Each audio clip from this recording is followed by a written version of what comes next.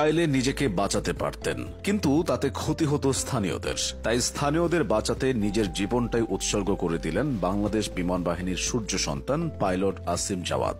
জাওয়াদের প্রাণের বিনিময়ে বেঁচে গেল অসংখ্য মানুষ ও শিল্পাঞ্চলের কয়েক কোটি টাকা মূল্যমানের সম্পদ।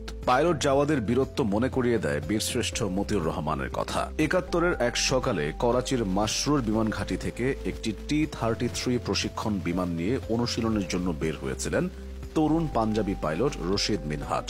বুদ্ধি খাটিয়ে সেই বিমানের ককপিটে উঠে পড়েছিলেন ফ্লাইট সেফটি কর্মকর্তা মতিউর। এরপর মিনহাজের মুখে কেমিক্যাল ভেজানো রুমাল চেপে ধরেন। বিমানটি নিজের নিয়ন্ত্রণে নিয়ে ভারতের উদ্দেশ্যে রওনা দেন মতিউর। মতিউরের লক্ষ্য ছিল ভারতের সীমানায় বিমানটি নিয়ে যাওয়া। বিমানটি যখন একদম কাছাকাছি, তখনই মিনহাজের জ্ঞান ফিরে আসে। শুরু হয় দুজনের মধ্যে ধস্তাধস্তি। এর ফলে সিন্ধুর বেদিনে বিমানটি বিধ্বস্ত হয়ে মতিউর রহমান শহীদ হন। বাংলার আকাশকে মুক্ত রাখতে বিমান বাহিনীর সৈনিকরা আজও মতিউরের মতোই ঝাঁপিয়ে পড়ে নিঃসংকোচে।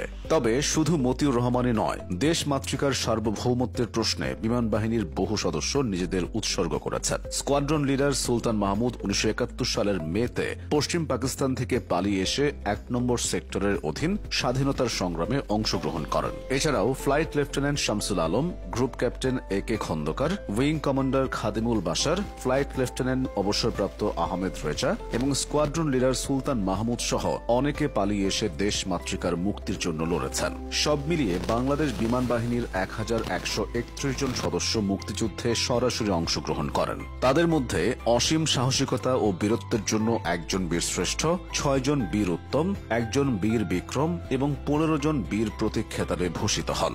বাংলাদেশ বিমান বাহিনীর ৬ জন অফিসার সহ ৫০ জন সদস্য মুক্তিযুদ্ধে শাহাদাত বরণ করেন। স্বাধীনতা পরবর্তী সময়েও বিমান বাহিনীর ইতিহাসটা গৌরবের। দেশের যে কোনো প্রাকৃতিক দুর্যোগ হলেই সবার আগে ছুটে যায় বিমান বাহিনী। আকাশপথে ত্রাণ ও সহায়তা নিয়ে হাজির হয় তারা। সবশেষ ২০২২ সালে সিলেটের বন্যায় নিজেদের আরেকবার জানান দেয় বাহিনীটির সদস্যরা। হেলিকপ্টার এবং পরিবহন বিমানের মাধ্যমে সিলেট ও সুনামগঞ্জের দুর্গম অঞ্চলে পানিবন্দী মানুষের মাঝে ত্রাণ সামগ্রী পৌঁছে দেয় তারা। এছাড়াও ১৯৮৮, ১৯৯৮, ২০০৮ এবং ২০১৭ সালের বন্যা সহ ২০০৭ সালের শ্রেষ্ঠ সিডরে যখন সব ভেসে যাচ্ছিল, তখন আকাশপথে নিজেদের সর্বোচ্চটা নিংড়ে দিয়েছিল বিমান বাহিনী। দেশের বাইরেও বীরত্বের সঙ্গে দায়িত্ব পালন করে লাল সবুজের পতাকাকে বিশ্ব দরবারে তুলে ধরেছে বাংলাদেশ বিমান বাহিনীর চৌকস সদস্যরা। জাতিসংঘের শান্তিরক্ষা মিশনের নিয়মিত দায়িত্ব পালন করছেন তারা। বাংলাদেশ বিমান বাহিনী জাতিসংঘ শান্তিরক্ষা কার্যক্রমে প্রথম অংশ নেয় ১৯৯৩ সালে বসনিয়া হার্জেগোভিনায় ২৬ জন শান্তিরক্ষী প্রেরণের মধ্য দিয়ে।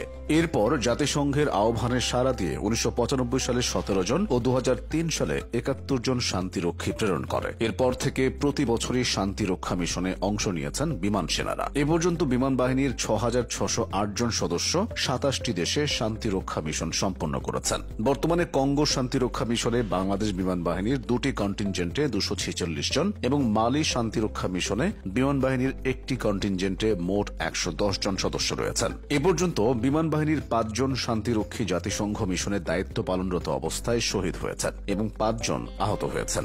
বাংলাদেশের জন্মলগ্ন থেকে বর্তমান পর্যন্ত এভাবেই সক্ষমতার জানান দিয়ে আসছে বিমান সেনারা। প্রয়োজনে নিজেদের উৎসর্গ করেছেন। স্কোয়াড্রন লিডার আসিম জাওয়াদ আত্মত্যাগের সর্বশেষ উদাহরণ হয়ে রইলেন।